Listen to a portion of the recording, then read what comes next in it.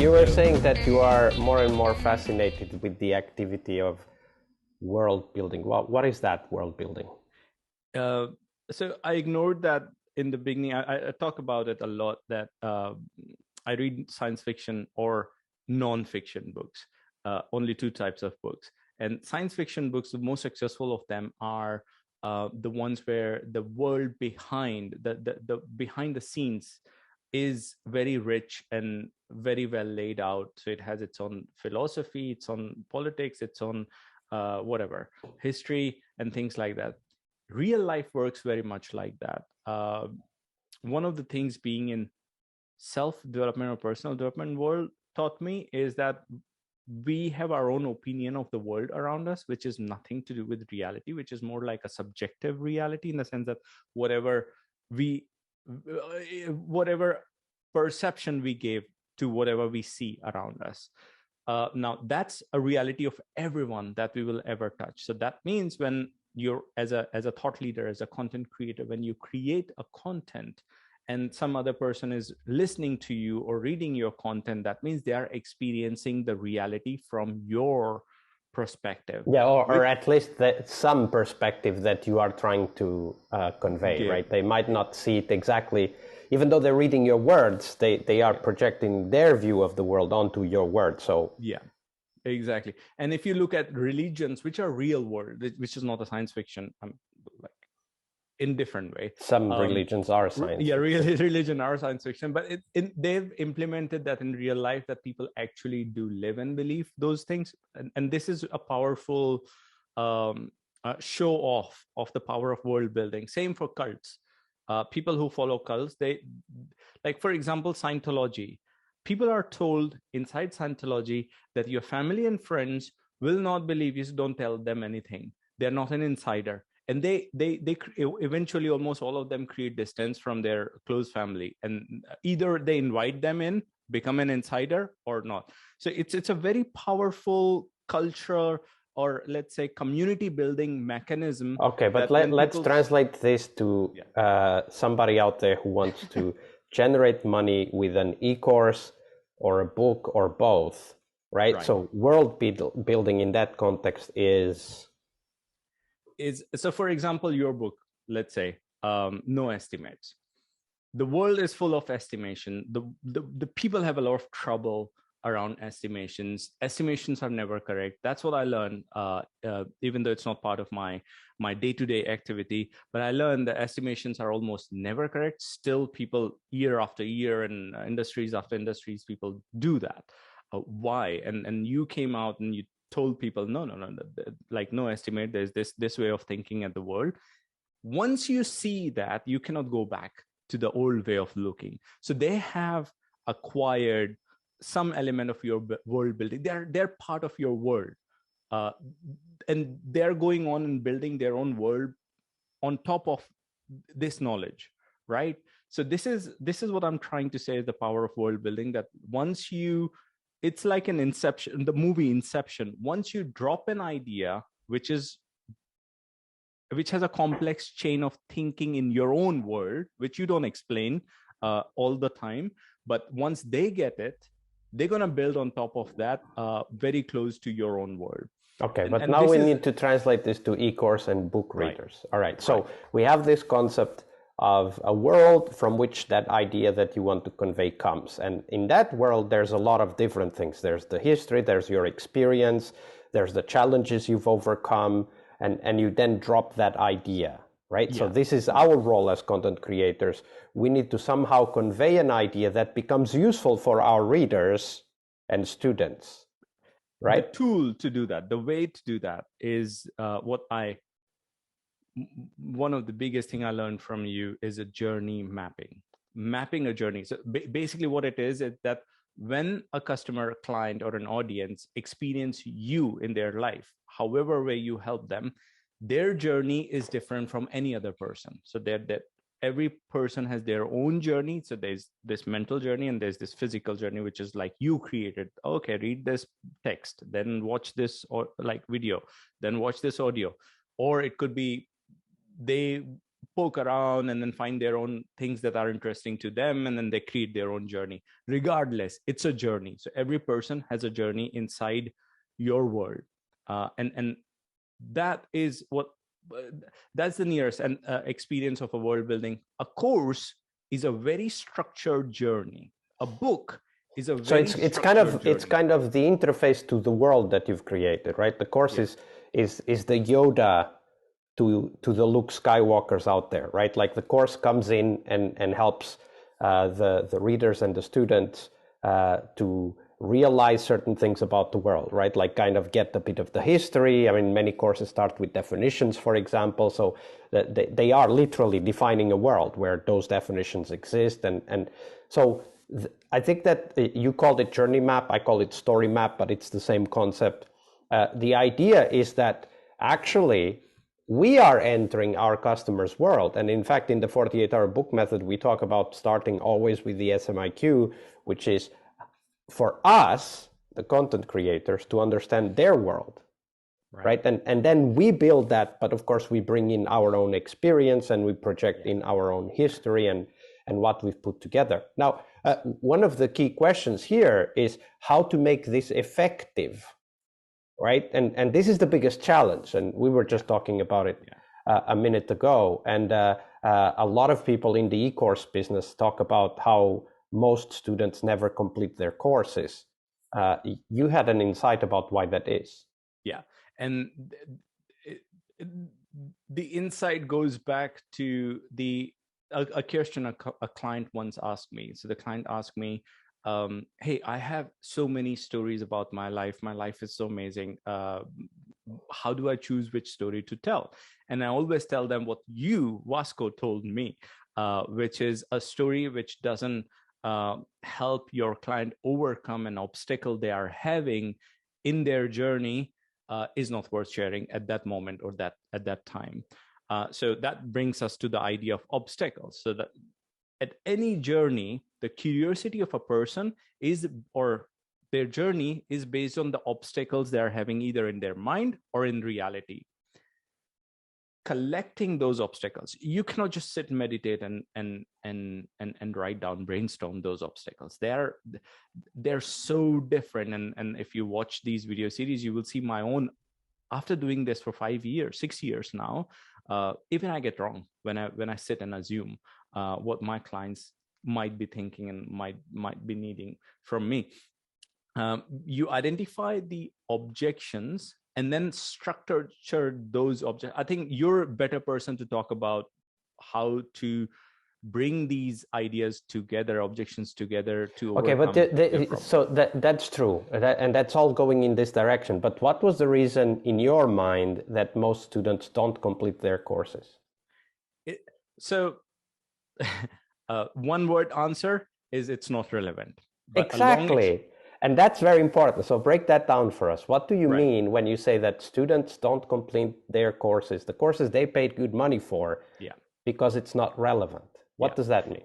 So it's a saying that most books never get read, most courses never get finished, and they're facts. They're facts.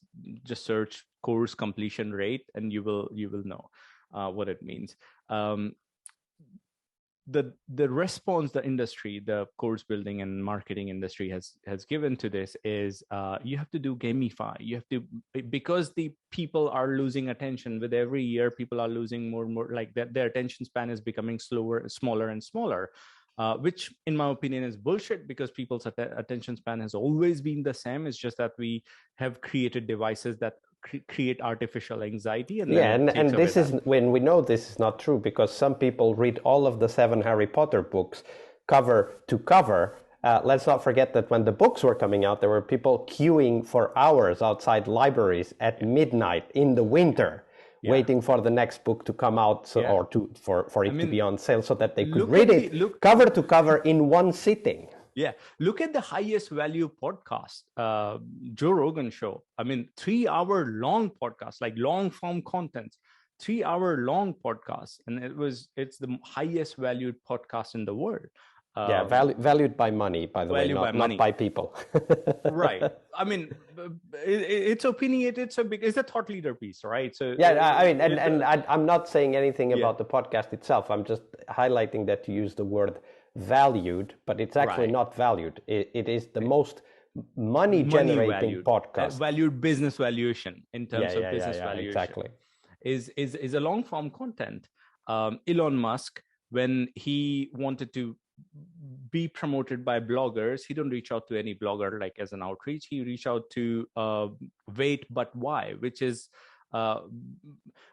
produced single blog posts like 80-90 pages long, like a report in itself. So really long form content. So there's this market of people who need depth and quality, and actually everyone needs that, because we know from the Harry Potter success, and before that there were other books like the trilogy from the Swedish author whose name now escapes me, that was also a huge success book-wise. And how about Dragon Tattoo, the girl with the dragon tattoo, the girl with the dragon tattoo? I bought those series. And how about the science fiction books that number like 45 in a series, where you have 45 books in one series, and people go through all 45 books. And then when the next season comes out from the same author, they want to read that too. Like, have you ever imagined reading 45 books from one author? That's a classic example of world building. Because it is. You're now but the world building is now the tool you're giving our listeners that helps people stay in, right? Like that's also very important. But the key part is that it's not science fiction. It's their world. It's the people we're writing for, we're creating for. It's the world that they live in. And this is a very important point. In science fiction, there's politics, there's magic, there's science in the science fiction world building. In our world, that's what we do in our mind, every single person. So we have some things that cannot be explained, could be magic, could be something like which we don't know. I'm not a believer in anything magic, but it's a way of thinking. Politics, we have power in markets, whatever market we are in. Let's say I'm getting into the build your course business. Many complex dynamics, and I think this is very important. Many complex dynamics that need to be explained. Now, here's the thing. The complex dynamics emerge from the customers as a struggle, an objection, or a problem they need help with. They are not asking for help with necessarily, but they need help with. And that's our job, to know that they need help with, right? And one of the things we talk about in the 48-hour book method is that our job is to find the objections, the challenges, and the problems that they struggle with, and then design solutions, tools, methods, models that help with those problems, challenges, and objections. And this is the part, I think this is the key part of that world building activity that you were talking about, because in the 48-hour book method, we have a method for this. Even we call it the 48-hour book method language. There's specific concepts that talk about, okay, what should you be looking for when you interview someone, right? What should you be looking for? And our landing pages are designed to tackle those concepts. A very simple structure for writing your copy when you're writing sales copy for your e-course or your book is to start with a goal, right? Like we have the example of Jennifer, who wants to be invited to speak at conferences in her industry. That's the goal. And then you tackle each of the objections that prevents Jennifer from being there. Right? Like, this is what she wants. This is her world. And the objections we write for are her world. And the story map we create are based on the objections that she shared with us. She, meaning the metaphorical she, because we interviewed more than 100 people to get to those objections, right? So this is the key thing. It's like this world building drives us to bring solutions that are relevant for our customers. And that's why they want to complete the course, just like they wanted to read Harry Potter cover to cover, all 7 books. So here's the example of what you were talking about. So the journey map, all the problems. This is the empathy map. Empathy map, sorry. Miscoordination. All right. So empathy map of Jennifer. Jennifer is our avatar for the 48-hour book method. And based on this, we also created The story journey. map, which Ed calls the journey map. I took the word journey from the hero's journey. So it aligns more with the other examples I'm using elsewhere in my content. So the hero's journey, that you're a guide in the hero's journey, and this is the journey that hero has to take. But the guide can tell them that, hey, you need to do these things, and these are your objections. And every one of the yellow cards that you see are answer or a tool given to overcome an objection behind this. Yeah, exactly. And that's how we write the book, actually. So like the book is organized like that. It's objection, explanation, challenge, explanation. And those are the sections inside each chapter, where each chapter is either a goal or a major objection that Jennifer has. Yeah. So if you look at it this way, every chapter is a journey in itself. So within a chapter, a hero is going on a mini quest, as Correct. In the science fiction world. So that mini quest is not finished until all the objections that stop them from going to the next step are overcome, and they will be overcome by the hero, which is your customer or the reader, book reader, or the course student. But a guide tells them what is, according to you, in your worldview, is the right way to do it. And that's where your expertise come in as well, because it's basically your opinion of how and this is the thing, that's ultimately what they're buying.